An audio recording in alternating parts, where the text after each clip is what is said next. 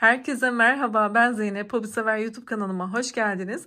Bugün sizlerle uzun süredir almak istediğim, bugüne kısmet olan Etimored serisinin Tulib'in tığ setinin kutu açılımıyla karşınızdayım. Kutusunu açarken hem sizlerle paylaşmak istedim sevincimi hem de almak isteyen hobi sever arkadaşlarımın incelemesini istedim. Birlikte bakalım nasıl tığlar var, nasıl kullanılıyor. Belki almak isteyen arkadaşlarıma dediğim gibi faydalı olur. Onlar da bir fikir edinirler diye düşündüm. Ben uzun süredir almayı düşünüyordum arkadaşlar. Yani böyle sitelerden vesaire bakıyordum ama girmiş olduğum bir tuhafiyede böyle canlı birebir görünce elime aldığımda artık ötelemeyeceğimi ve buna sahip olacağımı düşündüm. Bu karar verdim ve aldım. Umarım isteyen herkes en kısa sürede sahip olur. Bilmiyorum, şu an belki bu işle uğraşmayanlar için farklı olabilir ama biz örgüyü seven, tığ işini seven kişiler gerçekten böyle tığ setlerine çok önem veriyoruz. Seviyoruz ve mutlu oluyoruz, en önemlisi. Ben de bu tığ setine sahip olduğum için çok mutluyum. Evet, tığ setimi açmadan önce beni daha önceden tanımayan arkadaşlarım varsa kanalımda birçok farklı kategoride örgü modeli yapıyorum. Çok farklı kategorilerde ve Tulib'in tığlarını kullanıyorum ama Red serisini ilk kez kullanıyor olacağım. Yeni tanıyorum ben de. Daha önce Gri serisini kullanıyordum. Ondan çok memnundum. Bu seti de çok görmek istiyordum. O yüzden sahip oldum. Şimdi sözü de fazla uzatmayalım. Hemen kutu açılımına başlayalım. Evet, şurada arkadaşlar kutumuzu açmak için bölümler var. Nasıl açıyoruz? Şöyle sanırım. Evet. Hadi bismillah diyelim. Açalım. Evet. Yani bu anı sizlerle paylaşmayı gerçekten çok istedim. Beni tanıyanlar biliyorlar. Böyle şeyler beni çok mutlu eder. Küçük de olsa bu tür şeyler beni çok mutlu eder. Şöyle. Evet, bakın kapağı buradan kendiliğinden çıktı arkadaşlar. Şöyle. Şurada da bir katlama yeri var. Onu da katlayalım. Şu şekilde. Evet, kullanmadığımız tığlarımızı bu şekilde muhafaza edebiliyormuşuz.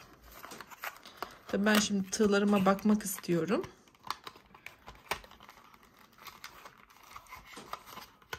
Sanırım şöyle de çıkıyor içinden.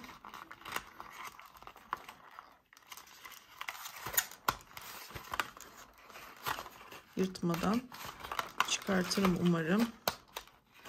Çıkmıyor arkadaşlar. Şuradan çıkıyor. Bu içinde kalıyor. Bakın şuradan.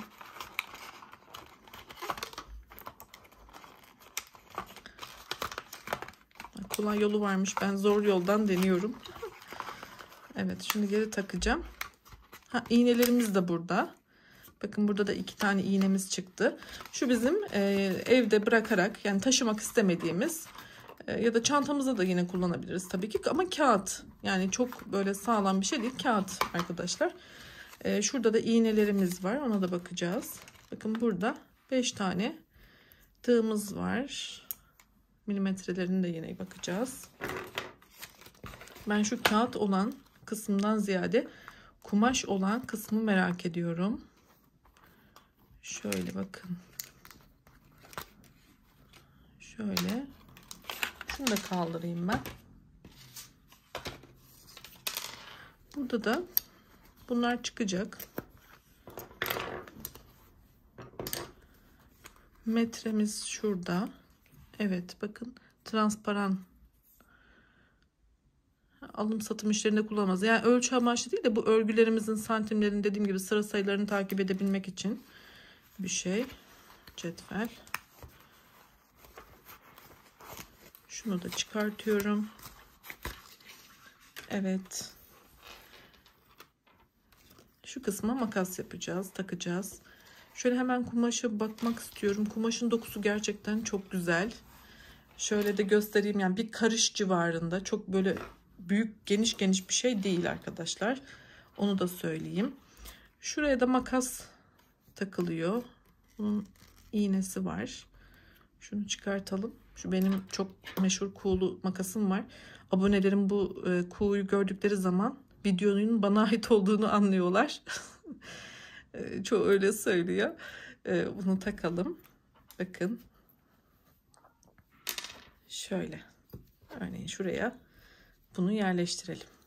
Bakın makasımız buraya girdi. İğnelerimize bakalım. Bunlar da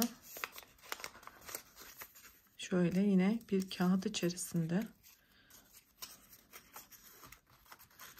Etimin iğnesi. Bunları yine dikiş yaparken de örgülerimizde de kullanırız. Kalın böyle iğneler. Şurada da iğne yastığı bu arkadaşlar. Şuraya bakın, bu böyle içi açılan bir şey değil. İçi hafif dolgulu. Başka iğnelerimiz de yine buraya saplayabiliriz. Ben tulibin iğnelerini kullanmadım daha önce. Umarım onlar da iyilerdir. Vermiş olduğum bu fiyata değer. Ya gerçi şu mutluluğuma bile değer arkadaşlar. Emin olun. Çok mutluyum yani. Evet. Şimdi şöyle tığlarımıza da bakalım. Kaç tane? 8 tane dedik. Bunları ben şöyle sizlere bir sıralamak istiyorum. Bakın 3 numara, 2 numara. Bunları numara numara sıralandıracağım. Bir de varmış. 5, şöyle 6, 7 ve 8. Evet. Bizler arkadaşlar genelde ben örgü yaptığım için şal, lif, bebek battaniyesi, atkı, bere birçok şey örüyorum tığ işinde. Genellikle bana sorulan tığınız kaç numara? Arkadaşlar ben buradan da hemen onu söyleyeyim. Numaradan ziyade şuradaki milimetre bizim için önemli ve değerli olmalı. Çünkü farklı markalarda numaralara verilen milimetrelerin değerleri farklı olabilir. Yani örneğin ben 1 milimetre dediğimde farklı bir markada şurası milimetresi farklı olabilir. Ama her markada, her tığda 1.80 milimetrenin kalınlığı aynıdır. Yani ben size kullandığım tığ markasının numarasını söyleyerek gidip şöyle diyebilirim. Yani 1 numara tığ alın dediğimde, siz farklı bir markaya gittiğinizde 1 numaralı bir tığ aldığınızda farklı bir tığ ile karşılaşabilirsiniz. Ama ben size 1.80 milimetre bir tığ alın dediğimde hangi markada olursa olsun tığınızın kalınlığı, şu kalınlığı aynı olacaktır. O yüzden çok soru geliyor. Yani bunu bilenlerden çok bilmeyenler çok fazla. Ben o yüzden tığlarımı hep gösterirken videonun başında 8 numara 5.0 milimetre bu şekilde belirtiyorum. Yani şuradaki milimetreyi bizler baz almalıyız arkadaşlar. Yani bu da bir dipnot olsun. Evet, şöyle numaralarını hızlıca bakalım. 1 numara 1.80 milimetre, 2 numara 2.0 milimetre, 3 numara 2.20 milimetre, 4 numara 2.5 milimetre, 5 numara 3 milimetre, 6 numara 3,5 milimetre, 7 numara 4 milimetre ve 8 numara 5 milimetre arkadaşlar. Ben battaniyeleri böyle kalın örmek istediğimde 5 milimetreyi çok kullanıyorum. Kadife iplerle 5 milimetreyi çok kullanıyorum. Böyle sık iğneli battaniye modellerinde 4 milimetre tercih ediyorum. Battaniyeleri genellikle bebek battaniyelerini 3,5'da kullanıyorum. Yani 3,5 milimetreyi kullanıyorum. En çok böyle motifli işlerimde kullanmış olduğum tığ benim 3 milimetre. Yani bütün örgülerimi aslında bu 3 milimetre ile bile örebilirim. Öyle söyleyebilirim. En elime yatkın gelen, çünkü benim elim çok sıkı değildir. Yani inanın şöyle 4 milimetre olan bir örgüyü ben 3 milimetre ile de aynı düşürebilirim. Onu kendi el ayarımla öyle ayarlayabiliyorum. Öyle bir özelliğim de var. 3 numara 2.20 milimetreyle ben amigurumi örgülerimde kullanıyorum arkadaşlar. O tür örgüler kullandığımda daha çok amigurumiciler bunu kullanıyorlar, 2.20 milimetreyi. 2.5'la da yine örgülerde bebek battaniyesi dahi yapmıştım. 2.5 milimetreyi de kullanmıştım. Çok güzel. Dediğim gibi elim sıkı olmadığı için. 2 milimetreyle ben şal örüyorum. Şal örerken arkadaşlar insanın eli yorulabiliyor ya da başka örgülerde yorulabiliyor. O yüzden böyle büyük örgülerde bu tığın çok hafif olduğunu düşünüyorum. Bakalım beni nasıl etkileyecek. 1,80 milimetre ile daha önce hiçbir çalışma yaptığımı hatırlamıyorum ama ben buna lif örebilirim. Çünkü ben 1,75 milimetre ile lif örüyorum. Şöyle bakın, bu da tribün farklı bir tığ. Mavi bir tığ. Burada 1,75 milimetre ile ben bütün liflerimi bununla örüyorum. Ama şununla da deneyeceğim. Bakalım nasıl olacak. Yine yorumlarda belirtirim. Soranlar, merak edenler olursa. Aslında arkadaşlar şöyle bakıyorum da benim bu tığların hepsinden zaten şöyle gri sette var. Bakın hemen hemen hepsi var. Ama gri setle bu red arasında, kırmızı setin arasında insanın elini yormadığı söyleniyor. Yani daha hafif bir tığ olduğu söyleniyor. Örneğin şunu alalım. Kalınlıkları aynı fakat yani sürekli ördüğümüzde, evet gerçekten bilmiyorum psikolojik mi ama hafif geldi bana da. Evet. Şöyle elleyelim. Yani örgü örerken bilmiyorum psikolojik mi ama ben bir fark hissettim. Gerçekten şunu 3 ile de denemek istiyorum. En çok kullandığım için 3 milimle gerçekten güzel arkadaşlar. Hani bunu sürekli böyle uzun süre uzun soluklu bir örgü örüp sizlere öyle bahsetmek isterdim ama şu an hissiyatı bile çok güzel.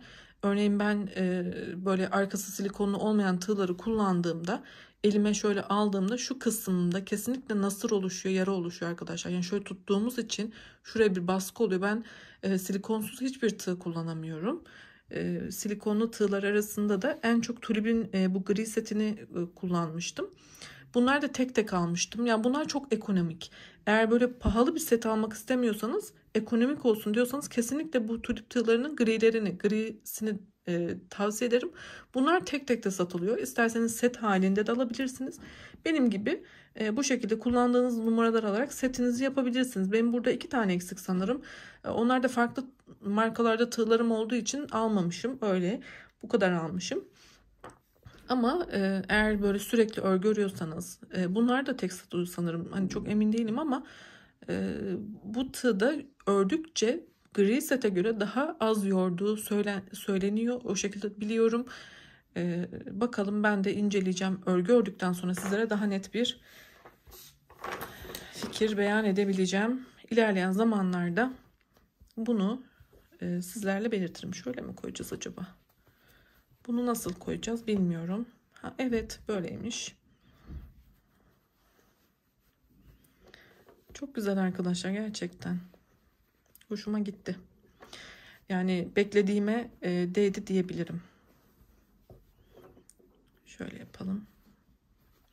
Dediğim gibi çok istediğiniz bir şey sizin için meblağısı ne olursa olsun değdiğini hissettiriyorsa helali hoş olsun diyorum. İnşallah sağlıkla, güzellikle ben de kullanmak nasip olur. Sizlere güzel güzel içerikler üretebilirim. Şöyle bakın.